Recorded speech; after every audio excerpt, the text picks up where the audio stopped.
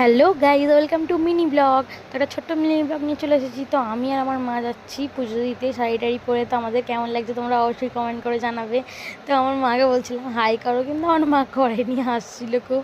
তো আমার মা একটু লজ্জা পায় আর কি। তো এই যে আমার পাড়ার রাস্তা দিয়ে যাচ্ছি হেঁটে হেঁটে।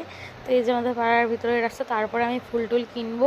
তো এই যে আমার কেনা কমপ্লিট, ফুল কিনেছি, মিষ্টি এনেছি, প্রসাদ যেটা আর কি কিনেছি। এবার আমি যাচ্ছি আমাদের কালী মন্দিরে পুজো দিতে।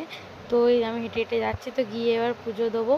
তো আমি পৌঁছে গিয়েছি, এবার এই যে গিয়ে বসে আছি। ঠাকুরমশাই তখনও আসেনি। তো এই যে ঠাকুরমশাই চলে এসেছে।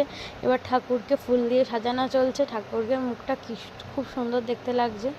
তো ফুল জবার মালা দিয়ে, তোমরা তো সবাই জানো কালী ঠাকুর মানে জবার মালা।